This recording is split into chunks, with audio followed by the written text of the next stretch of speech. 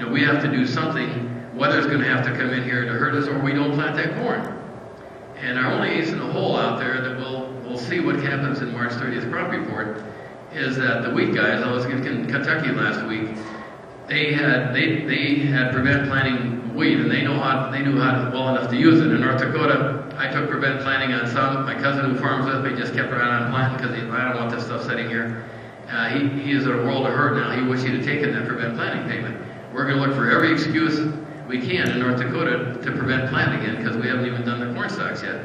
But in Kentucky, if you prevent planted because of time, your winter wheat, you got $110 an acre prevent planting. If you plant beans, full season beans on it, you keep that $110. So basically you paid for your input for the beans if you want to plant them. If you plant corn, you either lose that $110 an acre, or if you keep it, you don't get insurance on the corn. Now, if you're in the South, you want insurance on the corn probably. So I said, so what's the dilemma? And he said, well, then take a rocket science. He said, I'm not putting my winter wheat into corn because I want to put it into beans. Now you've got a problem putting beans on beans, but it may work as it's been.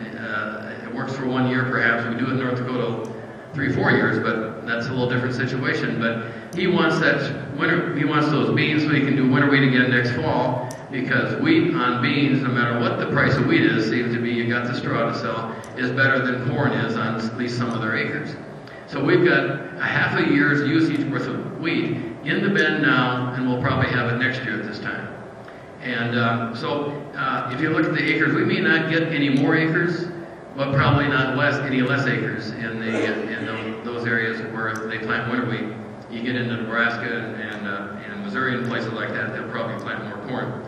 I think we've run out of time. I want to do two things, and then I'll close. Take a look at something I didn't do when I bought land years ago. I would cash flow it and say, well, if I get 135 bushels an acre and I get this direct payment and this target price, I can make it work. I never dreamt I would get 180 bushels or 200 bushels an acre, let alone at $5 or $4, even though my costs went up. The first year that we got this big move in grain, whether you got 450 or 550 or 6, you had a big year. I grossed more in some cases than my first land that I bought cost. And my net profit was in the hundreds of dollars an acre. And you can do the math, you know what I'm talking about if you had any kind of crop at all when we had $5 and $6 a bushel.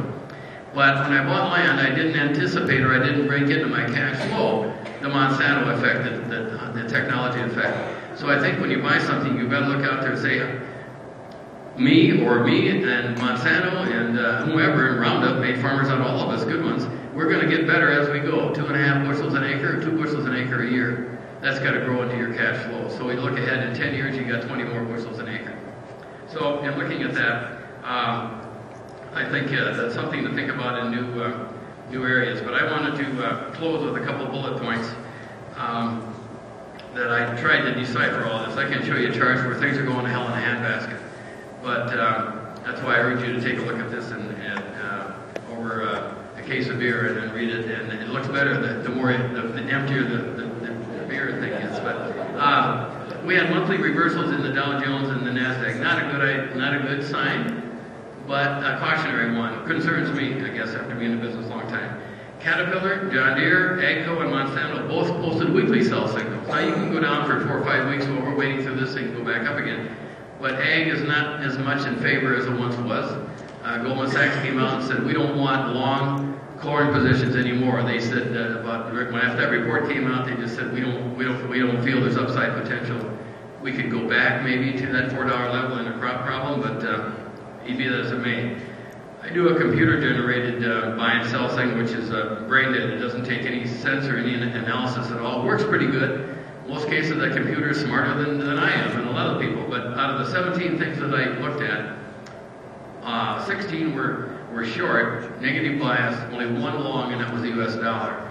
Now that's changed a little bit with feeder cattle going by and sell signals and that thing. But basically, I've never seen so many commodities on the sell side ever, I guess I would say. But a contrarian would say, well, you can't go up until you go down, so you got everybody leaning the wrong way, so that means it's going to go higher. I wouldn't count on it. I was in Kentucky, and I did a presentation to the Soybean Association out there, the head of the Soybean Association in Kentucky, and he's on the board of directors of the National Soybean Board. He's got 55,000 bushels of old crop beans in the bin, nothing sold for next year. And I said, whoa, you know, I'm sure all the Corn Growers Association people have all their corn sold at the high, but that's scary when the guy that's closest to the action is still positive that, well, something could happen in Brazil yet. You know, they could bail us out, so we'll see. Corn posted monthly key reversals down, so did soybean oil. Meal closed at the lowest monthly close in 10 months. We're exporting it. There's still a story out there to try to get product while Brazil is coming on. Only about 5% of their product is harvested, but their crop seems to be getting bigger every day. Up, I think, 1.18 million bushels of soybeans alone in Brazil, maybe another 400 million in the United States. We may be sending a disincentive next fall in November prices to Brazil, say don't plant anymore. And like in the last 2 years, we said you better, we're giving them $8 or $10 tonight, $10 a bushel for an incentive to plant beans. This fall, if we got that kind of world carryover, maybe a global record, you're going to say, I don't care what you guys do, Brazil, Argentina, US, you guys fight it out. Whatever you produce is going to be too much. So we don't need to tell you to plant $10 beans in November. Maybe if we tell you to plant 7.5, you won't plant as many. You won't put the fertilizer on it. All the wheat classes in Chicago, Kansas City, Minneapolis posted monthly reversals.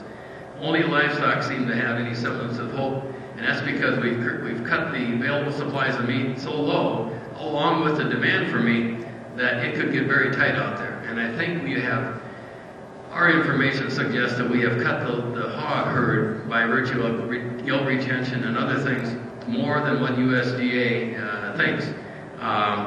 The lady that's ahead of the hog situation was in Chicago Friday and listened to me speak at the top producer conference, and we had dinner together. And she's leading to believe that, yeah, you know, we're getting gilt retention down. That's what they did. They didn't retain anymore. They kept the sows a little longer because it's cheaper to breed that one than it is to bring one on board again. And those that stayed in the business did that. Otherwise, there's been a cutback, maybe an extra 1%. And 1% change in supply on hogs is about a 10% increase or decrease in the prices. Used to be much less than that, but it's pretty volatile. So we've seen June hogs go to the upper end of their 2 or 3 year range, got to $80, turned right around, went back again. When the market sees that you can make $25 a head versus losing $25 a head for the last 18 months, it says, we think somebody's going to hedge it off. If you don't, I will. And if you don't hedge it, you're probably going to raise more and more, and we'll pick up the latter half of the year. But I think the banks have taken care of some of the hog guys. Crude oil was turned back at $84. That's a good benchmark to look at. A lot of people thinking 90 to 100. And I said the U.S. dollar is on the verge of a buy signal. The U.S. stocks report gave us a major shift in supply. We've got a big crop in South America. We got a big soybean stocks carryover in wheat. I think we'll probably feed some wheat in the fall if we have more problems with the amatoxin and that type of thing. Weather, I've listened to 2 weather guys now, and I respect, and we've got the El Nino in place, which looks for be good yields. So one of them said we're going to have a cool summer next summer, maybe not as bad as this summer. I guess it'll all depend on what kind of August are we going to get the heat units, are we going to get the crop in on time. We don't probably need a crop like we did last year. I would gladly sacrifice a little price not to pay $100 an acre for drying costs. And the corn quality issue is a problem that the cash train guys in Chicago that I've known for years, I bought pick certificates from them back in those days, and they've been around for 50 years. Their grandfather started it. I got a note from him and I said, so what do you think? And he said, Jerry, you have a problem out there. He said that you don't even have a clue yet how bad it's going to be. He said when they start opening up these bins in March and it starts getting warm, that's when the problem's going to come out and we're going to see it. I think that's bearish because the market will look at it and say, well, you got to move this stuff, and I don't want it. And the problem is they'll let you deliver that junk against the Board of Trade. So what the market will try to do is give you an incentive not to deliver that stuff. So we could have a huge carry in the corn and maybe relatively high prices in futures, but you take it in there and you're going to get docked 75 or 80 cents. The number 2 corn will get maybe a 10-cent basis, and I'm going to get 75 or 80. So, and then come next fall,